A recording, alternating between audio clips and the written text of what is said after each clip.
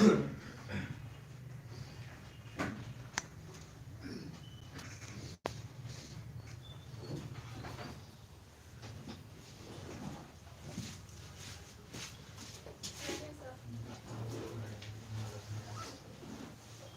Heading डालिए अर्थ interior, बहुत important है, बहुत जरूरी है। इसको थोड़ा थोड़ा पढ़ाएंगे, मतलब इसको थोड़ा सा पढ़ाएंगे, क्योंकि इस टॉपिक के बाद फिर स्पीड ऑटोमेटिक तेज हो जाता है। इस टॉपिक को खाली थोड़ा सा पढ़ाएंगे और हल्का धीरे धीरे पढ़ाएंगे, उसके बाद ये स्पीड जाने वाला है तेज। तो थोड़ा ध्यान रखना है आपको, ये रिवीजन चलते रहना चाहिए। पीछे रिवाइज करके रखे हैं लोग, थोड़ा पूछ लेते हैं लैटिट्यूड लॉन्गिट्यूड, तब ज्यादा आगे पढ़ाने में मजा आएगा ना। पूछने के क्या अच्छा रहेगा। यस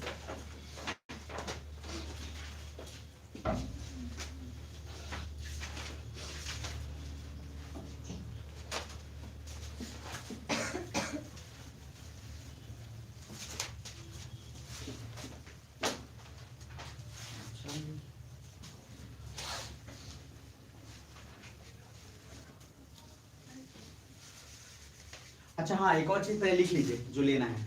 ये अभी 11th का फिजिकल ज्योग्राफी लेना है 1 by 1। आप देखो, आप हड़बड़ाना मत आप लोग कि सर एक ही बार बोलना दीजिए सब ले लेंगे।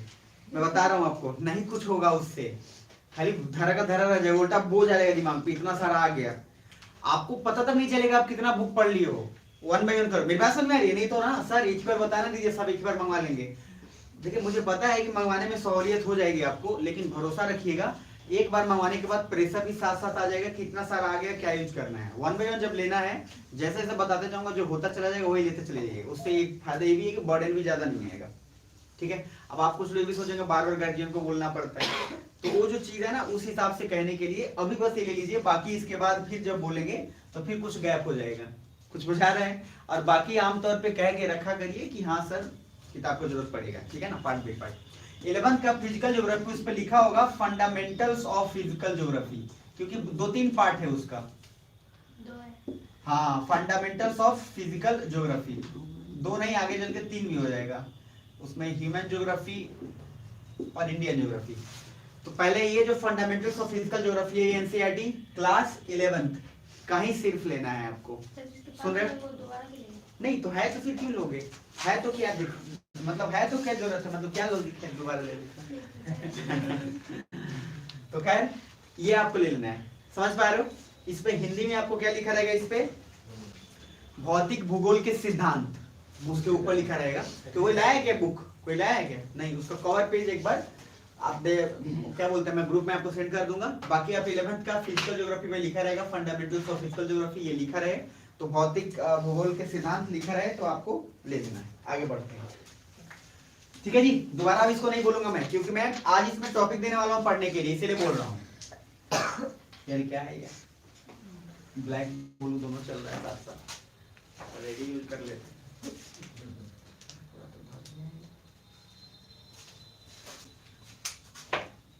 भाई होली नहीं है भाई।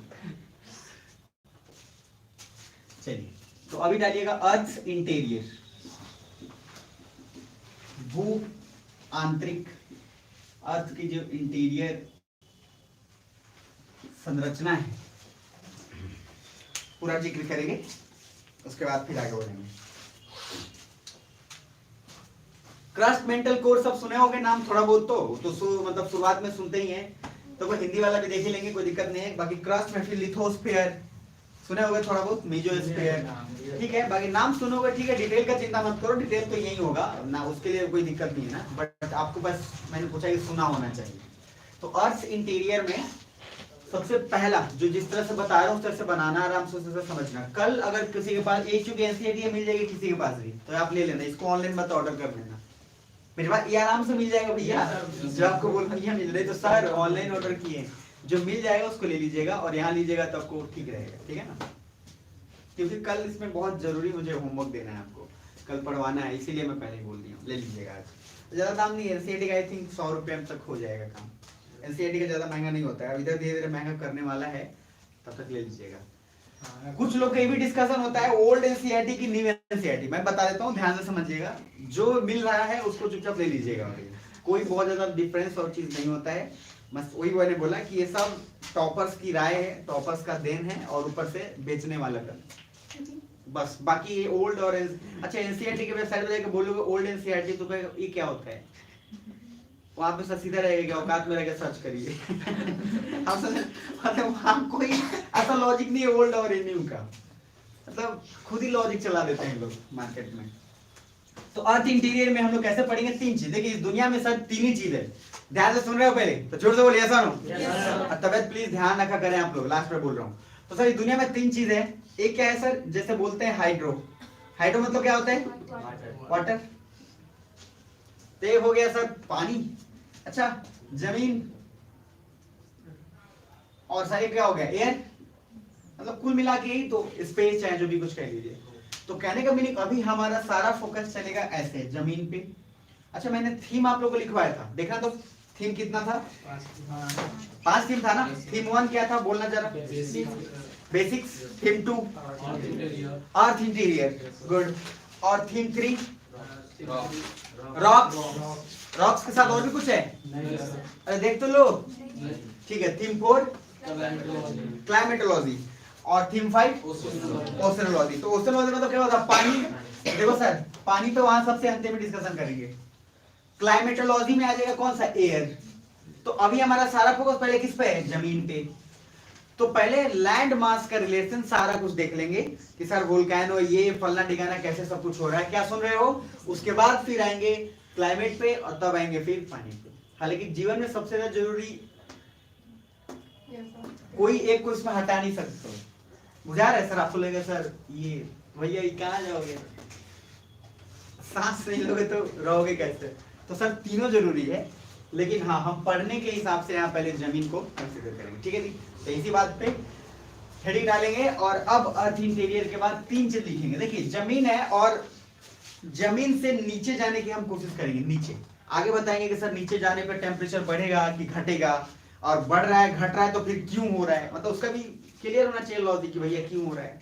तो पहले इन सब से एक ही चीज लिखना है। मान लीजिए मैंने मान लिया अर्थ का सरफेस, जहां पे अपन लोग हैं, इस अर्थ के सरफेस को बनाने के लिए मैं लगा दिया मान लो पेड़। अब मत पूछना किस चीज का पेड़ है भाई, पेड़ मान लेना, मेरी बात समझ में आ रही है? बाकी इसके नीचे मान लेते हैं ये 0 किलोमीटर है, ठीक है जी? हम इसके नीचे जा रहे हैं, और ये मान लो 34 किलोमीटर। कितना है जी? 34 किलोमीटर। पहले यहां तक क्लियर है? आप आराम से 1 बाय 1 बनाते जाना। 0 से 34, उसके बाद फिर नीचे गए। अभी के लिए इधर मैं साइड में पहले लिख रहा हूं क्रस्ट, सबसे ऊपरी भाग, ऐसे सतह समझ लेना। दूसरा मेंटल, मेंटल नहीं बोल देना भाई, नहीं तो हो गया फिर, समझ? दोनों में फर्क है, क्रस्ट मेंटल, और थर्ड क्या है? कोर। तो सर ये ऊपरी भाग, फिर ये मध्यम, और फिर ये क्या? कोर। सबसे अभी के लिए सिर्फ ये लिखो बस थोड़ा सा, और उसके बाद फिर आगे इस डिस्कशन को हम लोग जारी रखेंगे। अभी एक पीडीएफ होगा आपके पास उसका, है ना? फोन एक बार दीजिएगा थोड़ा, क्योंकि बहुत सारा चीज इसमें लिखना कर रहा है। नहीं है।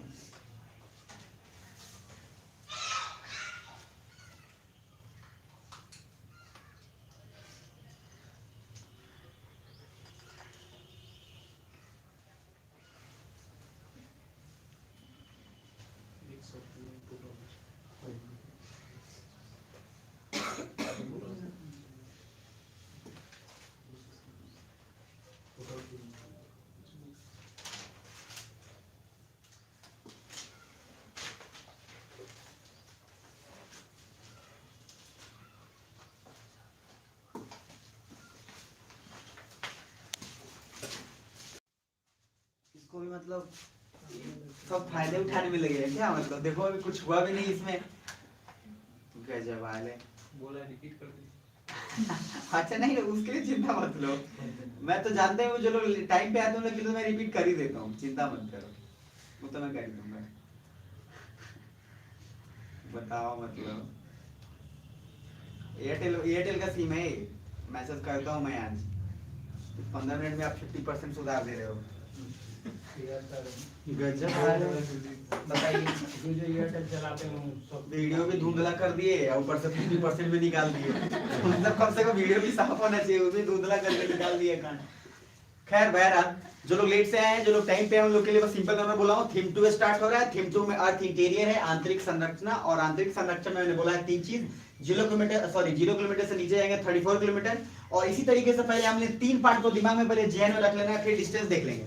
याद रखिएगा, ज्योग्राफी में कभी भी रिजिड मत हो जाइएगा कि सर रिजिड मतलब क्या कि सर नहीं 34 ही होगा। जैसे मैं अभी डेटा लूंगा, मान लीजिए अप्रोक्स 100 किलोमीटर, तो किसी किसी बुक में आपके एनसीईआरटी में वहीं पे 150 या कहीं 200 में मिल जाएगा। तो उसके लिए चिंता नहीं करना है आपको। मेरी बात समझ में आ रही है कि उतना आपको चलेगा, बस एक डेटा मान के इसलिए काम कर लेंगे ताकि इजी हो जाए।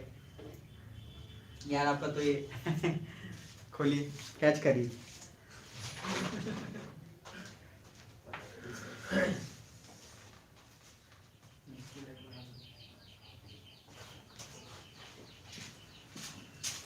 मेरा सारा फोन का ना सारा चीज रिसेट हो गया है। जब जब याद आता है तब तब 2 बार रो लेता हूँ मैं, फिर गाना गाता हूँ मुझे याद ना आया करो।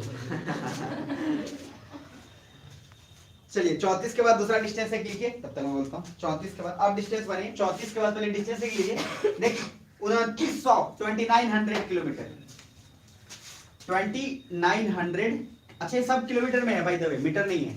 तो 0 से 34 पहले लिख लीजिएगा, 34 से 2900, और 2900 से आगे जाइएगा। ये तो बहुत कम सेकंड में आपका बंद हो जाएगा, है ना। खैर अभी बचा लिया मैंने। 2900 के बाद आगे एक और डेटा लिखिए, नेक्स्ट थर्ड अप्रोक्स 6400 लिख लीजिए, अप्रोक्स 6400, अप्रोक्स 6400। थोड़ा सा डेटा के लिए यूज खाली कर लेना है, रखना नहीं है डेटा। अप्रोक्स 6400।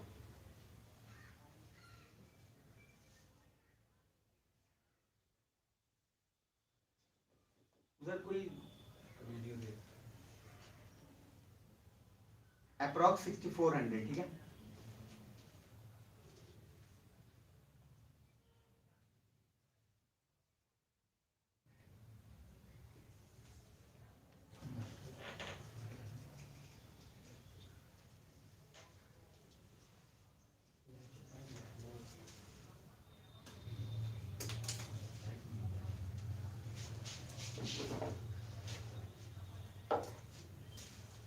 चलिए तो प्लीज देखिएगा, सॉरी अब आगे बढ़ते हैं, थोड़ा सा एकदम बरकरार रखते हैं ध्यान से। देखिए सबसे पहला है 0 से 100 किलोमीटर से पहले 0 से कितना है 34, इसके बीच में लिख लीजिएगा क्रस्ट। 0 से 34 के बीच में लिख लीजिएगा क्रस्ट। फिर 34 से 2900 के बीच में लिख लीजिएगा मेंटल, और फिर 2900 से 6400 के बीच में लीजिएगा कोर। Crust, mental, core.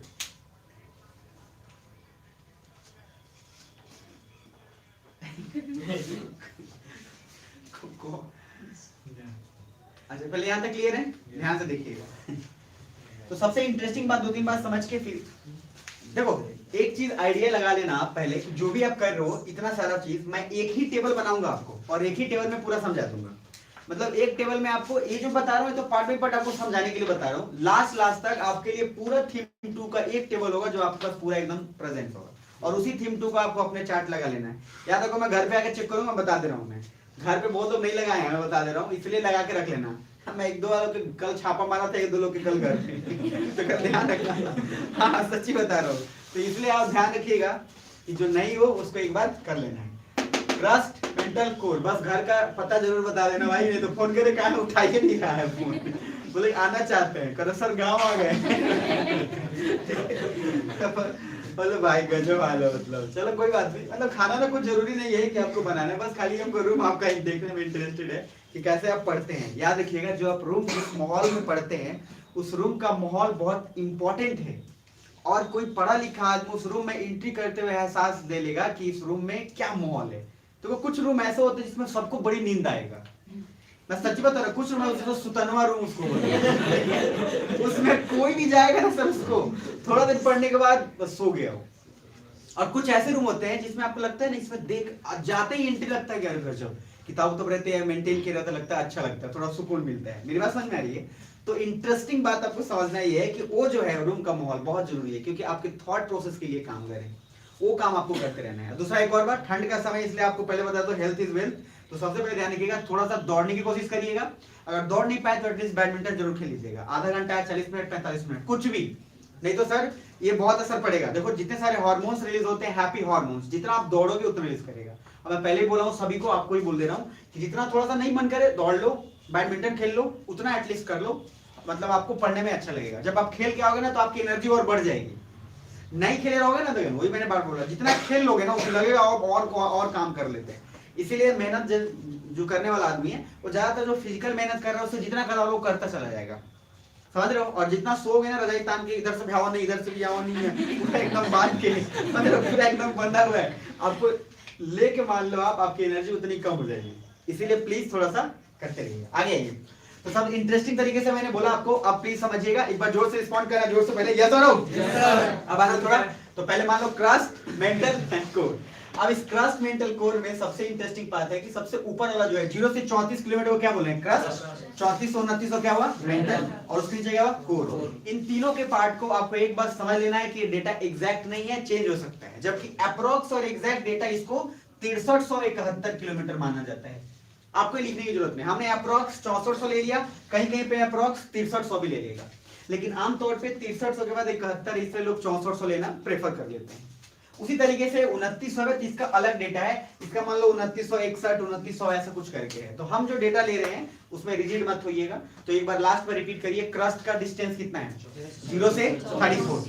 तो सर आप अर्थ के जस्ट नीचे जा रहे हो, फील करना, तो पहले क्रस्ट मिलेगा कि मेंटल, क्रस्ट, उसके बाद मेंटल, फिर क्या, कोर। यहाँ तो कोई दिक्कत नहीं है, बिल्कुल दिक्कत नहीं होना चाहिए। तो क्रस्ट मेंटल कोर के लिए आप अपना एक डिस्टेंस, जहां पे क्रस्ट मेंटल कोर साइड में भी लिखे होंगे, तो सर लिख लेना, इसके बनाने के बावजूद भी लिखना 0 से 34, और मेंटल में लिखना 34 से 2900, और फिर 2900 से 6371, जो कि अप्रोक्स 6400। मतलब डायग्राम बनाने के बावजूद भी लिखना, क्योंकि डायग्राम बनाने के बावजूद भी बहुत किसी को कंफ्यूजन हो जाता है। तो मैं नहीं चाहता कि आपको कंफ्यूजन हो, और बार बार बोल रहा हूं कि एग्जाम्स अगर 2 साल बाद 3 साल बाद देना होता है तो उसमें आपको बहुत कुछ ध्यान में रखना है, बहुत कुछ समझना है। नहीं ठीक है, कर लिया। अब उसके बाद आगे बस लॉक तो खाली खुलना चाहिए, उसके बाद मोबाइल तो अपने कंट्रोल में है ना। चलिए आगे देखते हैं। मतलब कुछ किया हुआ नहीं हो भाई, ऐसा मतलब कुछ हो जाए तो मैसेज कर दिए सर, उसमें आया भी नहीं गुस्सा। नहीं यार मैं ऐसे आपको बोला। क्रस्ट मेंटल को, क्योंकि आजकल जैसी फोन दूसरे के हाथ में गया, मतलब मैं इसलिए नहीं कि आपकी बात करूं, अधिकतर लोगों का सर ऐसे रहता है, और खासकर पापा बोले कि बेटा बात करो, आप पीछे पापा हो आप भाई उसमें हो चाहे नहीं हो, अच्छा पापा को जब बड़ा पीछे चल रहा है, उनको भी पता होता है कि बेटा मतलब बड़ा हो गया। तो क्रस्ट मेंटल कोर में 2 चीज लिखिएगा, एक यहाँ पे सियाल, एक लिखिएगा सीमा, और एक नीफे। सुने तो होंगे आप, लेकिन इसको थोड़ा समझना है ना, मजे मजे से कवर करेंगे, किसी को जल्दीबाजी नहीं रखना है। जल्दीबाजी होगा तो बार बार बोल रहा हूँ, वीडियो का सुविधा अवेलेबल है, भेज देंगे, आराम से कंप्लीट कर लीजिएगा। सियाल, सीमा, नीफे। सियाल को ब्रेक करो और मजे से समझो। एक तरफ हो गया, सियार नहीं है ये, अब एक तरफ ऐसा ही है, उसके बाद एक तरफ क्या, एल। शॉर्ट फॉर्म में एल होता है एल्युमिनियम। इतना तो बेसिक्स में आपको पता होता ही रहता है, नहीं भी पता हो फिर भी अपन बता देंगे, साइंस में आएगा तो वहां ही जाएगा। एसआई का मीनिंग है सिलिकॉन। कुछ समझ आ रहा है? एक तरफ हो गया सिलिकॉन, दूसरी तरफ क्या होगा, एल्युमिनियम। मैं कहना क्या चाहता हूं, कहना सिंपल ये चाहता हूं कि सर ये जो क्रस्ट है ये बना है किससे, सियाल से, मतलब कि ज्यादा मटेरियल। सुनना, दोनों चीजों को समझना। जब हम बोले कि सियाल से बना है तो इसका मीनिंग क्या, कुछ और एलिमेंट्स नहीं मिलेगा, मिलेगा, लेकिन ज्यादा किसका मात्रा होगा, सिलिका और एल्युमिनियम का। स्टेटमेंट बोलता है कि crust is made up of only sial, और दूसरा crust is made up of sial. दोनों फर्क समझ में आ रहा है कि क्रस्ट सिर्फ सियाल से बना, गलत। क्रस्ट सब चीज से बना हुआ है, उसमें बहुत सारे एलिमेंट्स हैं, लेकिन अत्यधिक मात्रा में कौन पाया जा रहा है, सियाल। सेम सीमा, तो सिलिका, मैग्नीशियम। तो silica, SI for silica, MA for क्या, मैग्नीशियम। अच्छा कोई लोग याद है, किसी को 20 तक याद है? मैग्नीशियम का एटॉमिक नंबर क्या होता है, 12। गुड, जिनको याद है ठीक है, नहीं याद है तो 20 तक बता ही देंगे, उसको लिख लीजिएगा। दूसरा निफे, तो Ni हो गया निकल, ठीक है जी, और Fe हो गया आयरन। एक तरफ निकल, दूसरा क्या हो गया आयरन। अच्छा लॉजिकली इंटरेस्टिंग समझो, यहाँ पे भी सिलिका है, यहाँ पे भी सिलिका है, लेकिन यहाँ नहीं है। मतलब कि दो जगह सिलिका कॉमन है, यानी कि सिलिका मतलब सिलिकॉन से अभी रिलेटेड है, कॉमन है, लेकिन यहाँ से दोनों अलग अलग मटेरियल हो गए। और हमेशा एक बात को ध्यान रखना कि क्या पीछे सुन पा रहे हो सब? तो मटेरियल का असर हमेशा बहुत पड़ेगा, क्योंकि हर मटेरियल का मेल्टिंग पॉइंट अलग होगा, हर मटेरियल का बॉइलिंग पॉइंट अलग होगा। कुछ क्या है जल्दी जल जाएगा, कुछ जल्दी नहीं जलेगा, किसी को बहुत टाइम लगेगा, है ना। तो sir crust is made up of silica and aluminium, तो क्या लिखना? Crust is made up of sial, mantle is made up of sima and core is made up of nife. पहले लिख लियो यहाँ तक? पक्का आराम आराम से लिखना, भरपूर टाइम दे रहे हैं, क्योंकि एक यही थीम भर में टाइम ही देने वाला हूँ। उसके बाद मैं मेरे चाहने नहीं चाहने से भी ऑटोमेटिक स्पीड तेज हो जाता है, क्योंकि वो बहुत कुछ पूरा बेस तैयार हो जाता है। और जब बेस का मतलब बिल्डिंग का जब बेस तैयार होता है ना, तो उसके बाद जुड़ने में भी मजा आता है, उसके बाद तक जुड़ जाएगा। मेरी बात समझ में आ रही है? सारा मामला नीचे बेस बनाने का है, इसलिए बेस बनाने में कोई हड़बड़ाहट नहीं लेना है। आगे नेक्स्ट, ये पॉइंट अगर क्लियर है तब तो ठीक है। तो सर आपको समझ में आ गया होगा कि सियाल किससे बना है? सिलिका और क्या एल्युमिनियम है। क्रस्ट में कि मेंटल में? क्रस्ट में, फिर मेंटल में क्या चला गया? सीमा, और फिर क्या हो गया? निफे। यहाँ तक क्लियर है? बहुत बढ़िया। अब नेक्स्ट जीवन का आनंद लेने के लिए एक और हेडिंग डालिए, नोट लिखिए, और नोट में पहले मैं क्लियर कर देता हूं, हर 32 मीटर पे जितना आप नीचे जाओगे, फिर बोल रहा हूं, every 32 metre 1 degree Celsius temperature बढ़ेगा। देखो कैसे बढ़ रहा है, क्यों बढ़ रहा है, आगे देखेंगे अपन। बट अभी आपको क्या लिखना है नोट करके, कि हर 32 मीटर पे every 32 metre 1 degree Celsius temperature will be increase.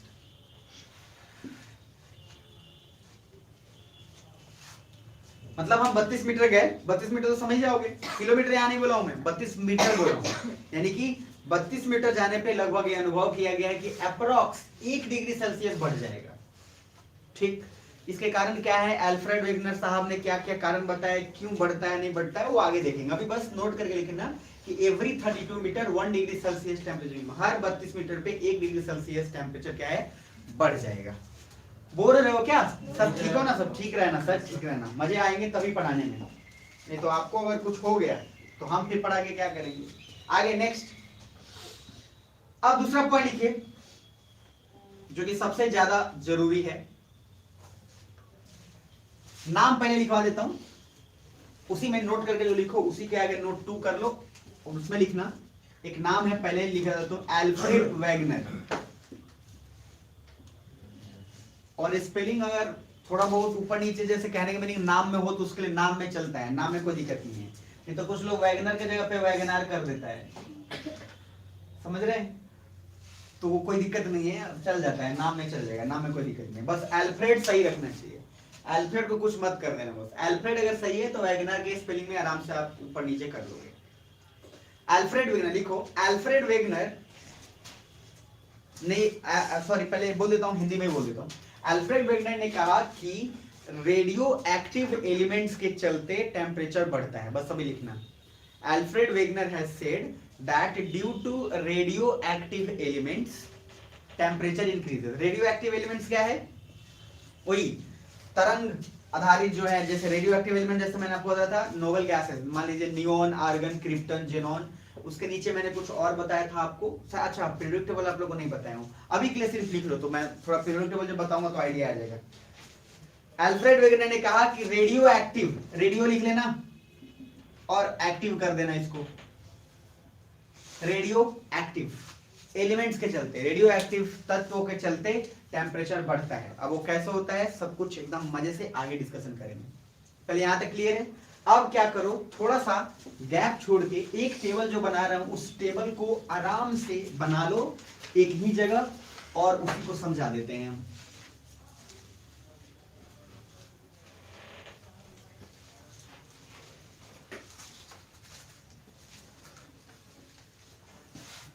सबसे पहला टेबल बनाएंगे मजे से यूं करके, थोड़ा सा लंबा टेबल जाएगा तो एक पूरा पेज लेना, अगर रफ में हो तो आप बना लेना, मतलब क्लियरली बनाना, लेकिन फेयर में वो पेज वही डायग्राम सबसे इंपॉर्टेंट है जो आपको ध्यान में रखना है जनाब।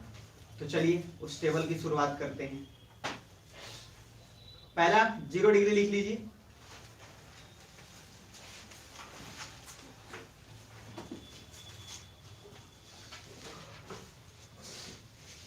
तो सर ये मान लीजिए अमरूद का पेड़ है, ठीक है, और यहाँ पे अपन लोग बैठे हुए हैं, तो 0 किलोमीटर यहाँ मान लेते हैं। अब कुछ डेटा मान लो, यहाँ तक आते हैं, ठीक है जी। मैं इसको मान लिया 100, मैंने बार बार बोला कहीं कहीं पे 100 की जगह पे 200 भी होगा तो कोई दिक्कत नहीं है, हम एक डेटा लेके चलेंगे 100 अपने सहूलियत के लिए, ताकि उसी डेटा पे याद रहे, और नहीं दिमाग में है तो ये नहीं 100 से 200 के बीच में। अब उसके बाद तीसरा क्या डेटा लिखवाया था, 0 के बाद आपको उसमें 34 लिखवाया था, और 3400 के बाद क्या लिखवाया था 2900, और 2900 के बाद फिर बोलो 6400। यार उसमें तो कोई दिक्कत नहीं होगा आपको, पक्का। अब इसमें 100 के बाद एक और डेटा डाल लेना 700 अप्रोक्स, और 700 के बाद फिर अप्रोक्स 2900, 2900 के बाद लगभग 5155 इसको डाल देते हैं 5155, 5155 मतलब इसको अप्रोक्स 5200 भी कंसीडर कर सकते हैं, अप्रोक्स 5100, और सबसे लास्ट में कितना था 6400 मान लेते हैं, 63 71 था 64 मान लेते हैं। इस डिस्टेंस पे ही गौर करने वाली सारा ज्ञान इसी डिस्टेंस में है, सारा चीज। और क्वेश्चन इतना प्यार से पूछ लेता है ना यहाँ से कि अधिकतर लोगों को लगता है हमको सब आता है इसमें, जब क्वेश्चन पूछता है तो कहता है गए गए गए। तो 0 से 100, 100 से 700, फिर 2900, फिर 5155, फिर अप्रोक्स इतना 6400। ये डेटा लिख लिए हो। अब इस डेटा को लिख लिए हो तो पहले खाली डेटा आराम से लिखो, 1 by 1 डेटा लिख लो, फिर आगे का कारवा बढ़ाएंगे।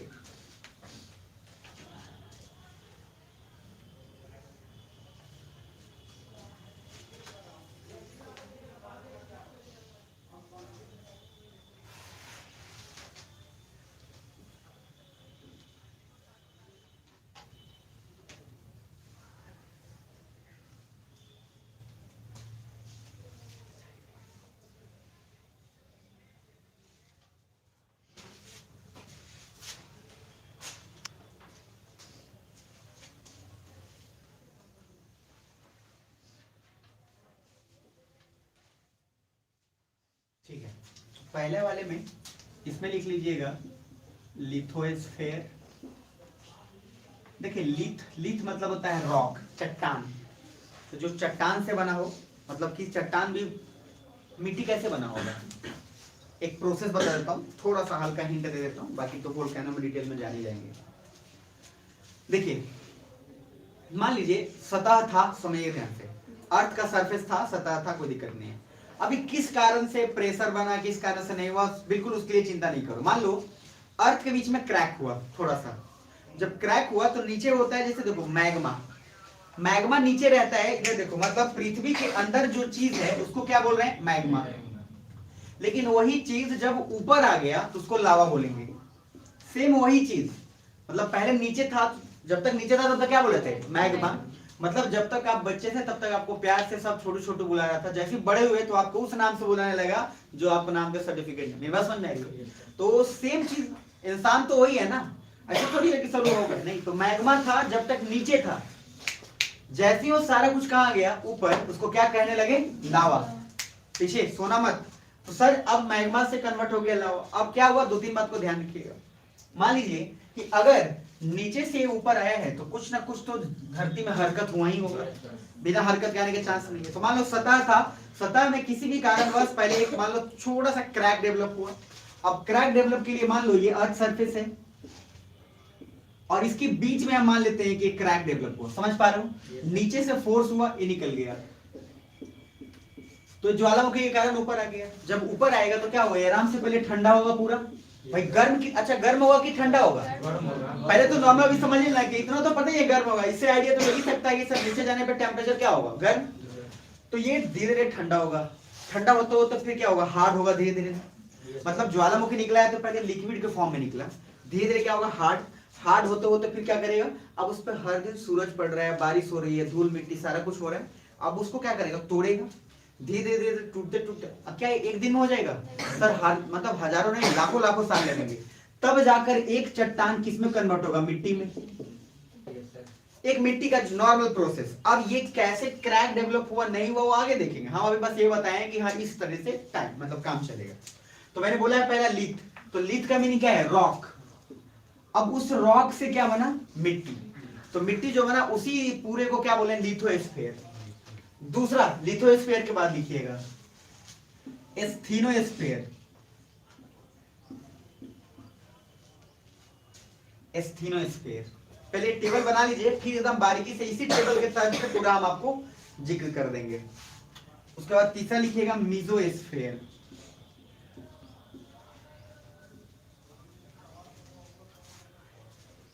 फिर फोर्थ इसको लिखेंगे आउटर कोर। कोर में भी दो टाइप हो गया है, आउटर कोर और एक लिख लेंगे इनर कोर।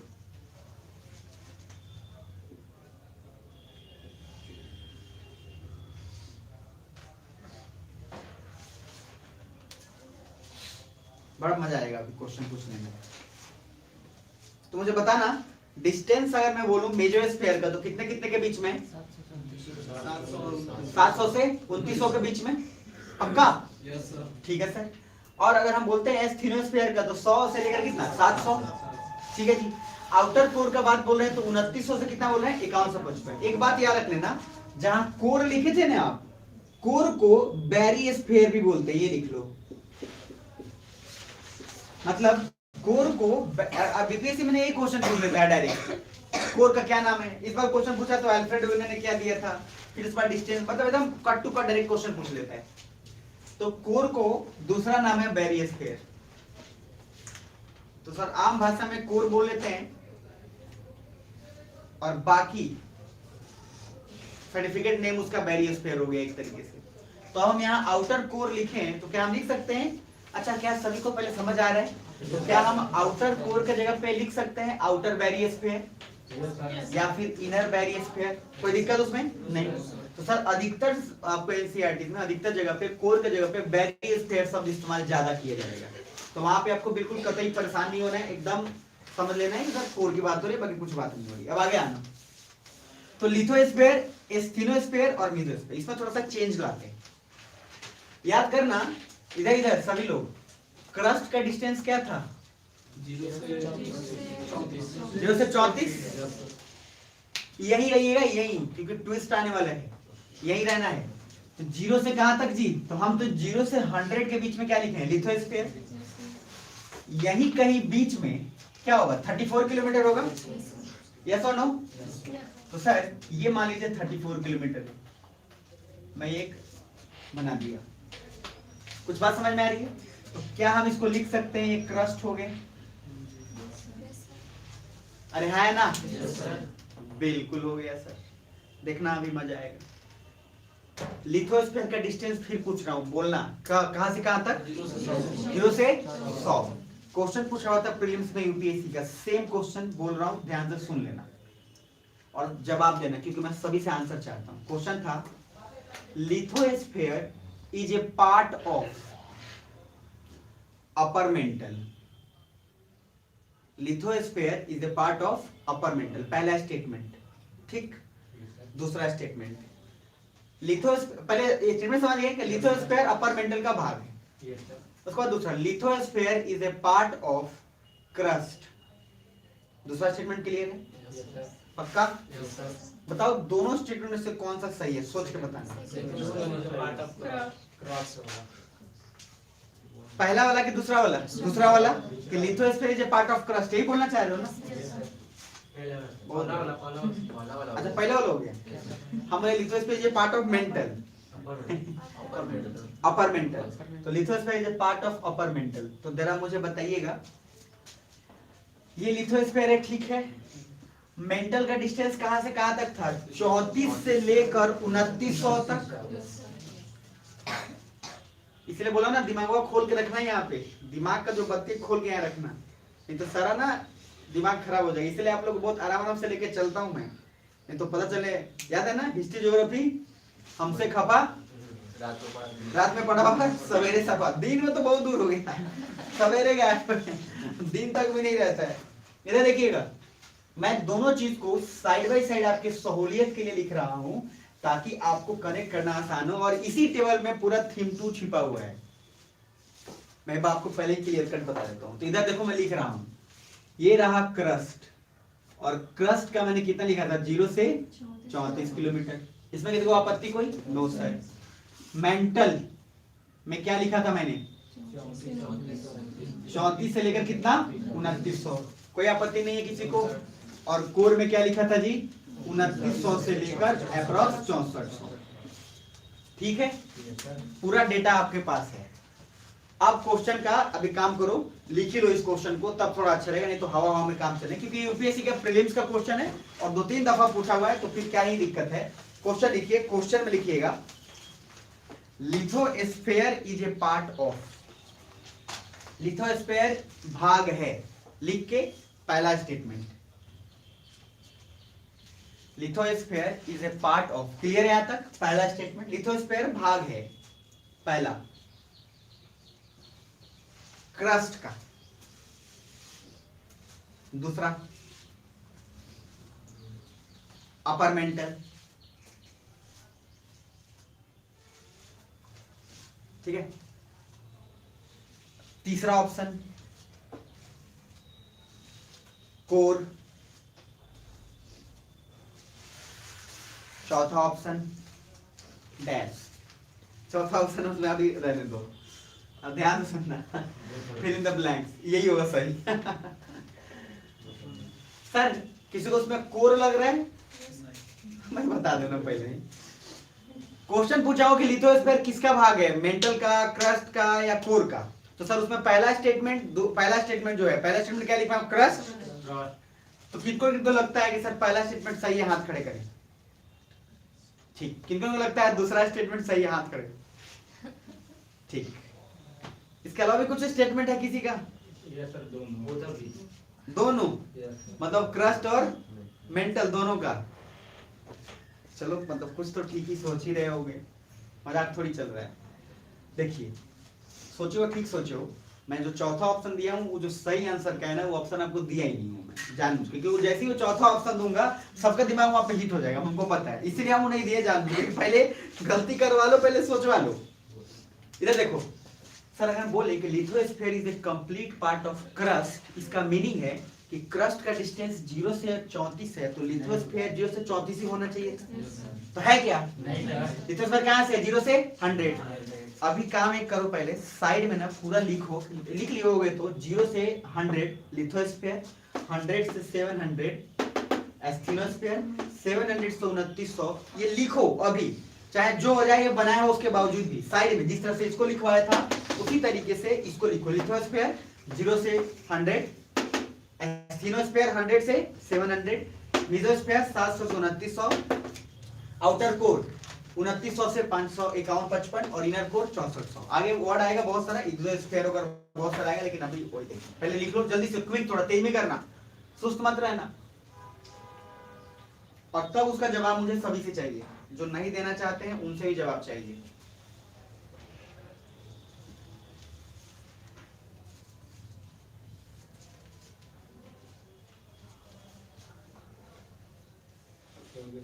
हो गया? ठीक है जी।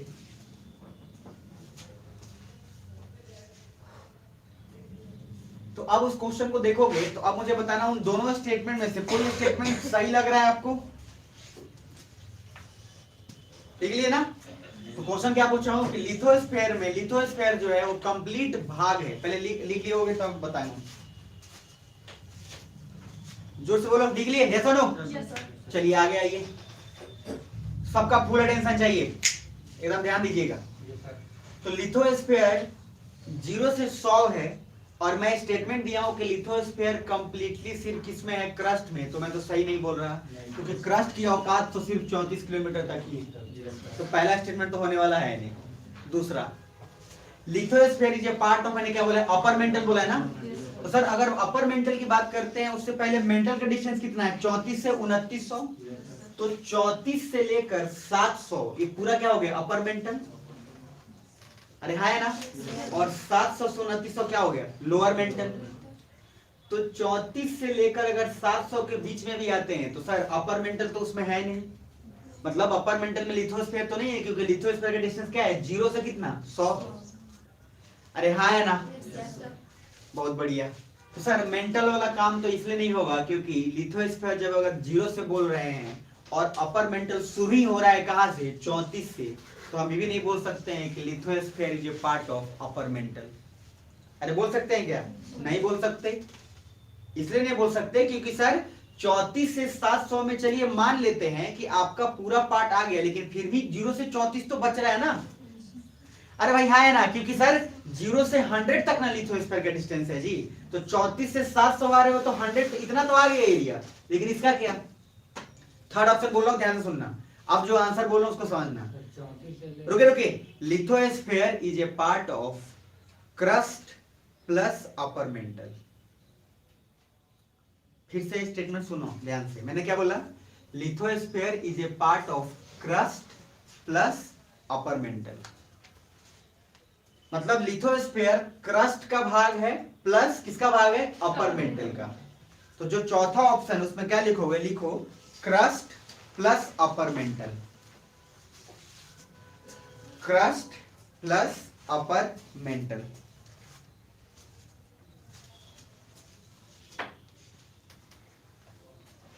Crust plus upper mantle. अब ध्यान से देखना,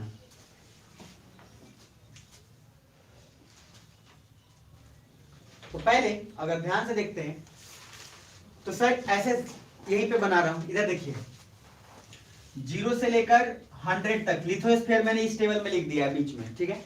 अब मैं यहां लिख रहा हूं 0 से 34 क्रस्ट लिखा हुआ है जी, 34 से लेकर 2900 मैं क्या लिख सकता हूं मेंटल, तो 34 से लेकर 2900 तक ये क्या हुआ मेंटल हो गया।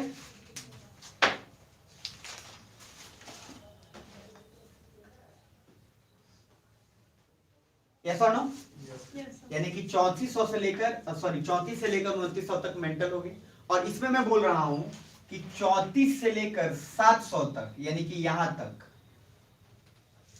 ये पूरा पार्ट, यानी कि यहां से यहां तक ये हो गया अपर मेंटल। क्या हो गया ये अपर मेंटल, ठीक। और 700 से लेकर 2900 हम इसको क्या बोल रहे हैं लोअर मेंटल। पहले यहां तक इसको समझ आएगा ये बताओ। तो यानी कि हम आपसे पूछ रहे थे कि लिथोस्फीयर किसका भाग है, तो सर क्रस्ट भी तो ऑटोमेटिक कवर हो गया, क्योंकि 0 से 100 तक लिथोस्फीयर है तो क्रस्ट आएगा ही आएगा, क्योंकि 0 से 34 तक क्रस्ट का औकात है तो 34 तक आएगा, प्लस 34 से 100 तक भी तो आना है, और 34 से जैसी एक कदम भी आगे बढ़ते हो 35 तो किस में आ जाता है अपर मेंटल में। तो इसीलिए क्या बोलेंगे लिथोस्फीयर, सुनना और बताना, क्या हम बोल सकते हैं कि lithosphere is a part of upper mental only, बोल सकते क्या नो क्या हम बोल सकते हैं lithosphere is a part of only crust, lithosphere is a part of lower mental. तो स्टेटमेंट क्या होगा sir, lithosphere is a part of crust plus upper mantle. Clear है यहां तक, पक्का।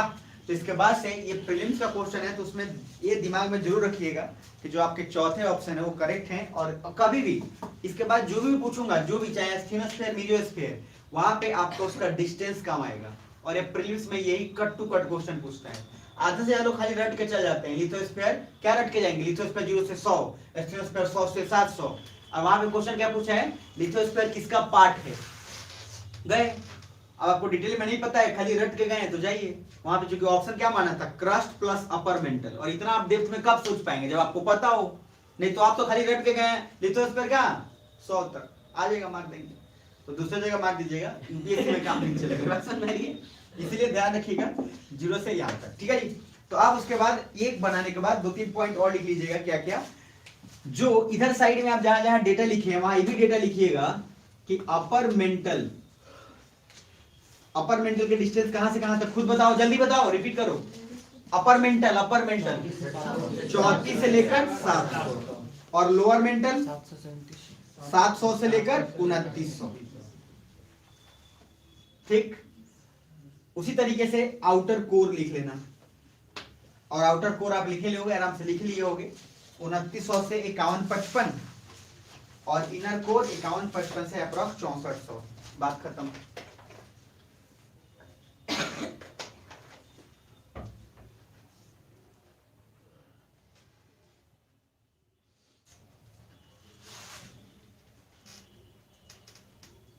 चलो बहुत बढ़िया।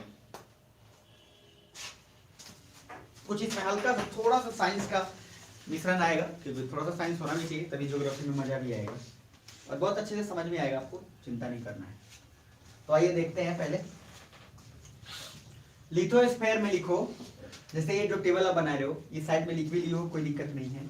जो आप लिखो upper mantle, lower upper core, lower core, बिल्कुल कोई दिक्कत नहीं है। अब आपको लिखना है यहाँ पे जो ब्रैकेट बना लिथोस्फीयर में लिखना है सॉलिड। पहले अभी लिख लो, हम क्यों लिख रहे हैं उसका पूरा कारण आपको बताएंगे, बिना कारण का नहीं छोड़ेंगे।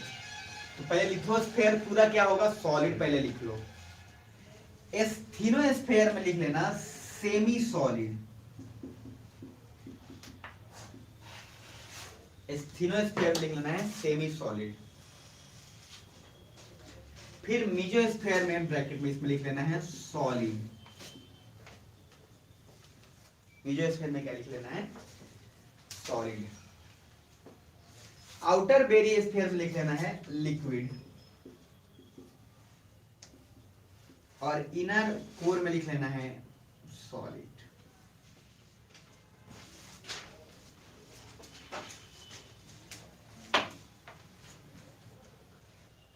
लिख लिए होंगे क्या? सर लिखने में थोड़ी ना टाइम लगता है सर। अब मैं इन सब में से सिर्फ यही रख रहा हूं, और याद रखिए मैं डेटा मिटाऊंगा। मैंने बोला है आपको एक टेबल पे थीम 2 का मोस्ट ऑफ द पार्ट खत्म हो जाएगा, तो इसीलिए थोड़ा ध्यान रखिएगा, सारा चीज इसी में। कुछ क्वेश्चन हो जाए फिर इतना ही में से। डेटा सबको क्लियर है? डेटा में तो कोई डाउट नहीं हुआ किसी को? नो सर, क्या डाउट होगा? कुछ नहीं। तो अब क्या करिएगा, 1 बाय 1 हेडिंग डालिएगा। इस टेबल के बाद पहले हेडिंग डालिए लिथोस्फीयर, 1 बाय 1 हेडिंग डालिएगा, उसके बाद लिथोस्फीयर। और जब लिथोस्फीयर बोलूं तो आप डिस्टेंस ऑटोमेटिक लिख लेंगे, इसके बाद मैं जो भी बोलूंगा। तो लिथोस्फीयर का डिस्टेंस लिख लीजिएगा 0 से लेकर कहां तक, 100 तक। और उसका दूसरा स्टेटमेंट फिर से लिखेंगे कि lithosphere is a part of crust plus upper mantle. ये दोनों स्टेटमेंट दोबारा लिखेंगे। Lithosphere crust plus upper mantle का भाग है।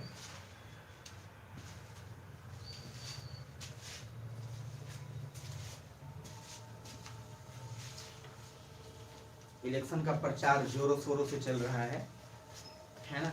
28 को है इलेक्शन। एक ही दिन है कि 2 दिन है? क्या एक ही दिन है? अच्छा 18 से 28 है। ओके, इलेक्शन का भी अपना माहौल होता है, सुबह शाम माइक बजा बजा के अलग अलग गाने बजा रहा है 9 बजे 10 बजे रात में। हाँ, पूरा मोहल्ले में, मोहल्ले वाले को उठा उठा के हमरे के दिया लोग बोले हाँ मिलेगा, तुम्ही को मिलेगा। गांव में एक है, पता नहीं कौन है, ऐसा तो पता नहीं, मतलब जोक था वो, तो बोले कि काका वो हमरे को वोट दियो। तो मैंने इलेक्शन से पहले ही तो बोल रहा है कि गाना आप एक सुने, उसमें आया था कि वोट दिया हो काका, वोट दिया हो ना, तक कदम 6 इंच छोट हमको वोट दियो। तो बता, मैंने वोट नहीं दिए तो आपको 6 इंच छोट कर देंगे। तो उसमें बोल रहा है क्या, तो बोले कि काका हमरे को वोट दिए, तो उससे मजाक में उनको सब लोग चिढ़ाता था। तो बोले कि कौन छाप बा, तो ये बोले कि लात छाप। तो कौन है, आओ आओ ये गिरा देते हैं। मतलब आप गांव का अलग बने होते हैं, गांव का फंडा अलग होता है, वहां पे अलग लेवल का। अच्छा उनके साथ बूढ़े लोग को जनरली मजाकिया तौर पे लिया जाता है, टेक फॉर ग्रांटेड ले जाता है। कुछ लोगों को कुछ भी नाम दे दिया कि जा नहीं भूसा बेचो। अच्छा मैंने कभी उनको भूसा से नफरत था, तो कोई आदमी गाँव में पूछने आता था कि भूसा बेचते हैं क्या, तो बोलते थे वहीं पे चल जाओ वहीं पे। और उनके पास जाता तो कहता काका भूसा बा का। और सोचे आदमी को क्या लगे, कहता बा ना जाओ में जाए, वो डंडा निकालता था बाहर। मतलब गजब, गांव के लोग अलग। शहर में पॉसिबल नहीं है, शहर में क्या पॉसिबल, शहर में किसी को मतलब ही नहीं है। एक्चुअली कुछ नहीं कर रहा हूँ, थोड़ा सा भुला के तब पूछूंगा। ठीक है, इधर देख लीजिए, तब मजा आएगा ना, क्योंकि इसमें डेटा है और डेटा के लिए थोड़ा सा कॉन्शियस रहना पड़ना जरूरी है और एक पैटर्न जरूरी है दिमाग में, तो सभी को याद ही होगा। बहुत बढ़िया। तो सर सबसे पहला है कि अगर मैं आप यहाँ देखिए, मैंने आपको लिखवाया लिथोस्फेयर इधर, अब लिथोस्फेयर में लिखिएगा, लिथ का मीनिंग है रॉक, चट्टान। एक एक चीज वन बाय वन सबको पोस्टमार्टम कर लेंगे, लिथोस्फेयर फिर एस्थिनो को, सबको वन बाय वन पूरा पोस्टमार्टम करेंगे ताकि एकदम दिक्कत ही नहीं हो। दोनों पॉइंट लिख ही लिए होंगे आप लोग, समझदार हैं आप लोग। आगे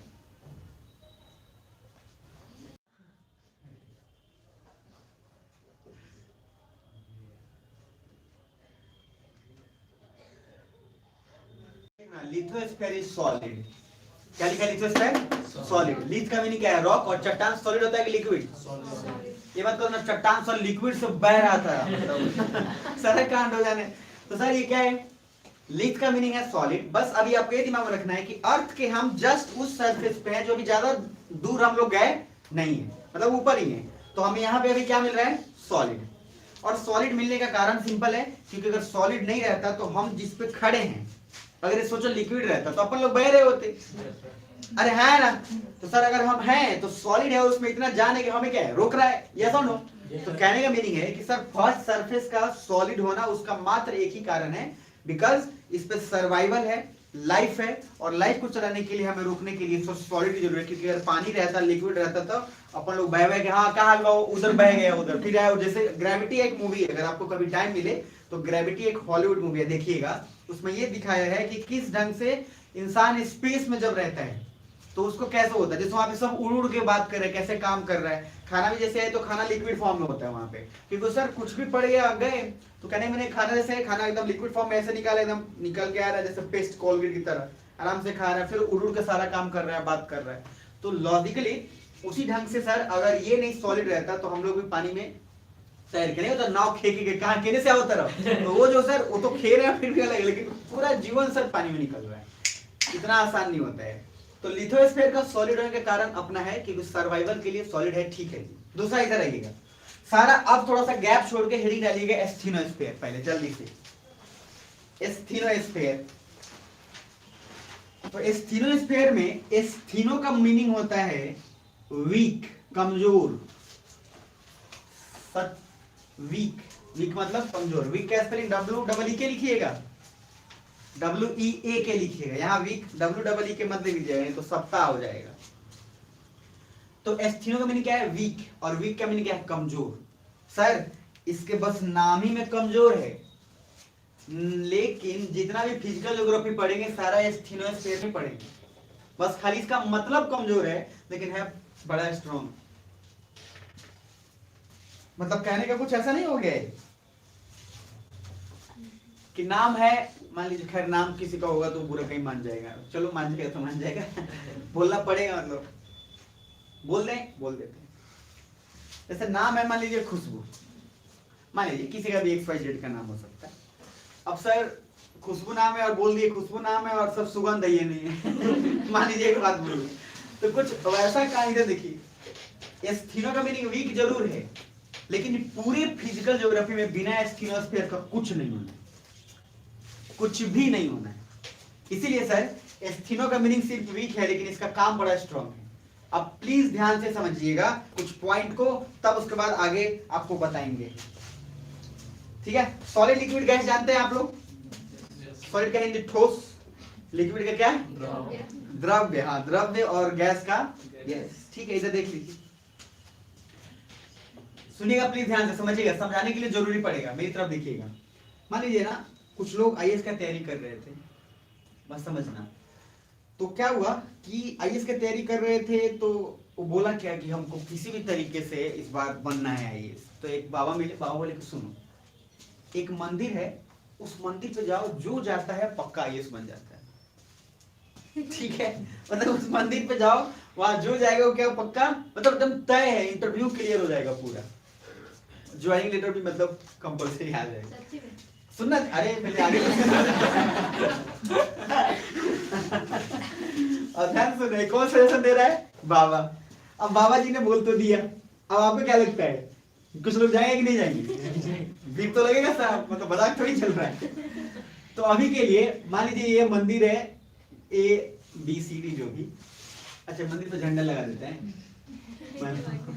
तो अब अगर मान लो इस मंदिर पे दो तरीके का, ध्यान से समझना, तो आप गए बोले बाबा IAS बनना है, बहुत एज हो गया, इस बार बस आर पार होगा कि नहीं होगा? बोले पक्का होगा, बस आपको जाना है, एक मंदिर है फलना राम खिलावन बाबा मान लीजिए, एक कोई भी बाबा, उस मंदिर पे जाना है, इंटरव्यू क्लियर हो जाता है वहां जाके। जब गए तो देखा क्या, वहां एकदम लाइन ही लाइन लगा हुआ है, एकदम ठेसम ठेस भीड़ है। कहा भाई यहाँ तो मतलब काम नहीं होने वाला है, इधर समझो, मतलब काफी लोग भीड़ में खड़े थे, इतने लोग भीड़ में खड़े थे कि देखा तो कहा कि नहीं। तब तक वही आदमी से पूछा कहा भीड़ खत्म है, तो एक आदमी वहां बोला देखो एक और मंदिर है, वहां जगह तो कम से कम मेंस तो पक्का क्लियर हो जाएगा। तो जब वहां पे भी जब गया दोबारा, तो उस मंदिर पे गया तो वहां पे भी कुछ लोग थे, ऐसा नहीं है कि नहीं थे, मतलब कुछ लोग थे लेकिन उतने ज्यादा नहीं थे जितना, अरे कुछ बुझा रहे। अब जब यहाँ क्या तो ये लोग बोला क्या, देख भाई ये कौन मंदिर है, अगर कुछ नहीं हुआ तो कम से कम एडमिट कार्ड जरूर आएगा। मतलब फ्री निकले चाहे नहीं निकले, एडमिट कार्ड पक्का आ जाएगा, तुम्हारा रोल नंबर में कोई दिक्कत नहीं होगा, मतलब तुम एग्जाम दे सकते हो। तो फिर मुंह उठा के चले इधर, इस मंदिर पे गया तो देखा कुछ लोग हैं, मैंने उससे कम है लेकिन है यहाँ भी। अरे बुझा रहे। अब आप देख लो जी कौन मंदिर पे आपको जाना है, वो आपका डिसीजन है। देखो यहाँ पे देखोगे तो भीड़ काफी ज्यादा है, तो भीड़ ज्यादा है यानी कि दोनों आदमी के बीच का गैप क्या है, कम। तो जब गैप कम हो तो क्या है, सॉलिड। जब दो मॉलिक्यूल्स के बीच का डिस्टेंस जितना कम होगा वो क्या होगा, सॉलिड। यहाँ पे एक फायदा भी है, मान लो आप पीछे हो, एक बार धक्का देने का सबसे आगे आप ही पहुंचोगे। अरे कुछ बुझाया, मतलब किताब ऐसे मान लो, किताब को धक्का टक टक टक गिरता चला गया, आप पीछे थे, सबसे आगे आप ही पहुंचे, यानी कि दर्शन आप पहले दे दीजिएगा, है ना।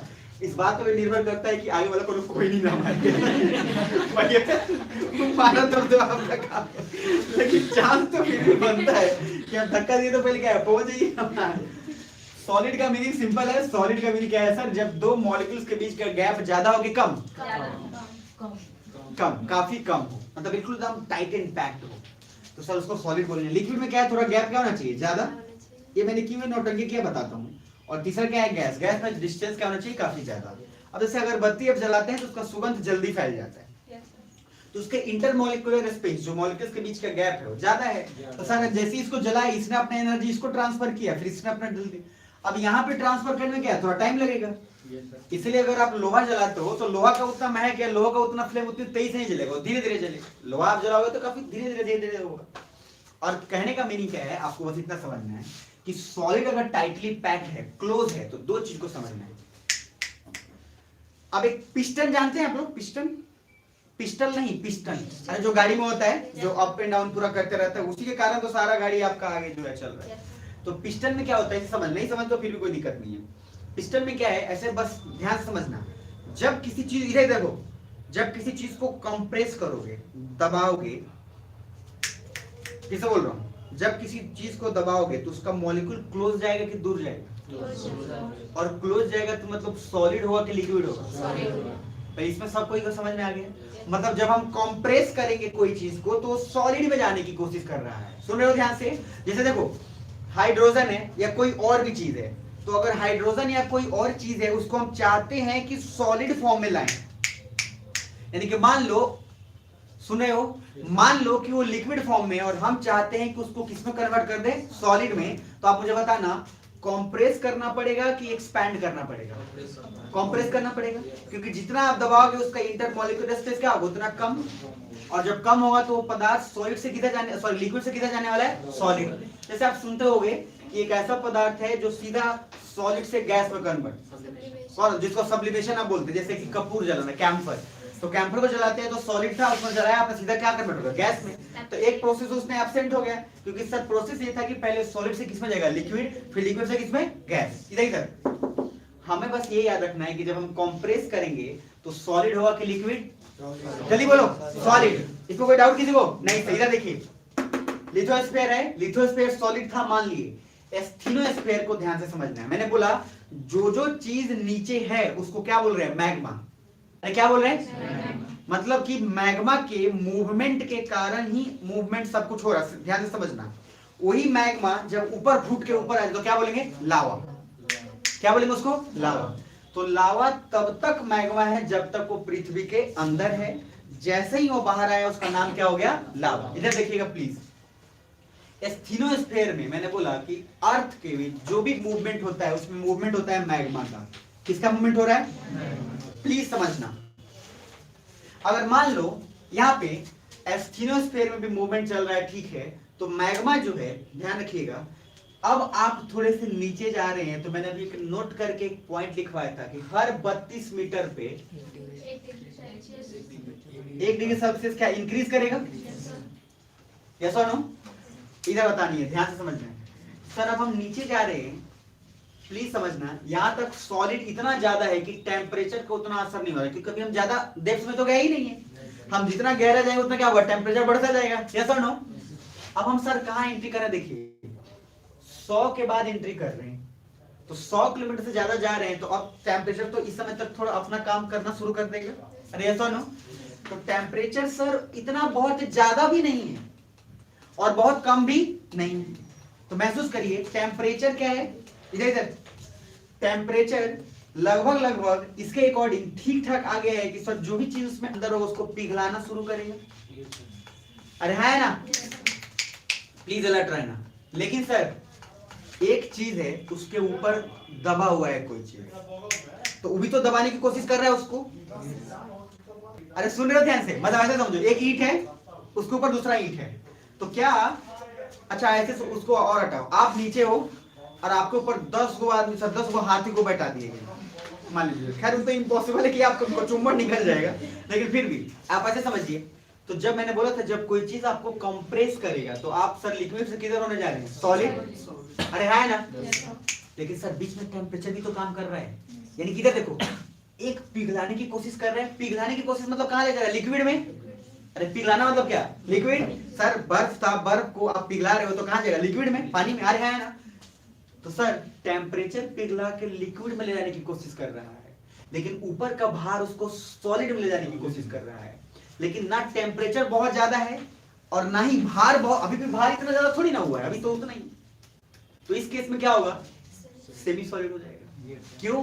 क्योंकि ना तो कंप्लीट लिक्विड होगा और ना ही कंप्लीट सॉलिड। क्यों? क्योंकि टेम्परेचर भी इतना अत्यधिक नहीं है कि सर वो बिल्कुल लिक्विड बना दे, और दूसरी बात प्रेशर भी इतना ज्यादा नहीं है कि बिल्कुल क्या करते? सॉलिड। तो सर एक जन उसको लिक्विड में ले जाना चाहता है, दूसरा सॉलिड में, लिक्विड में सॉलिड में, बीच में बन गया कौन सा? Semi solid. कुछ बुझा रहा है? सर कारण पता होना चाहिए कि अगर हम एस्थेनोस्फीयर सेमी सॉलिड लिख रहे हैं तो क्यों लिख रहे हैं। तो यहाँ 2 फैक्टर काम कर रहा है। कौन कौन? एक टेम्परेचर और दूसरा क्या? प्रेशर। तो प्रेशर अगर जितना दोगे तो सर वो लिक्विड बनेगा कि सॉलिड बनेगा? सॉलिड बनेगा। अब यहाँ ध्यान से समझ लेना। अब इंटरेस्टिंग बात क्या है यहाँ, अच्छा सुन रहे हो आप लोग? एक बार प्लीज जोर से रिस्पॉन्ड करो, यस और नो? जोर से यस और नो? मानिए कितना यस और रिस्पॉन्ड थोड़ा। अगर आप लोगों को बोर लग रहा है कोई दिक्कत नहीं, कल पढ़ा लेंगे। लेकिन जब हम चाहते हैं कि जब आप आ गए हो तो कुछ लेके जाओ। तो सर क्या सर खाली हाथ आए थे? खाली हाथ तो जाना है तो भाई, खाली हाथ आए थे, खाली जाना बात ठीक है, लेकिन कुछ पढ़ के जाओ। देखो इधर,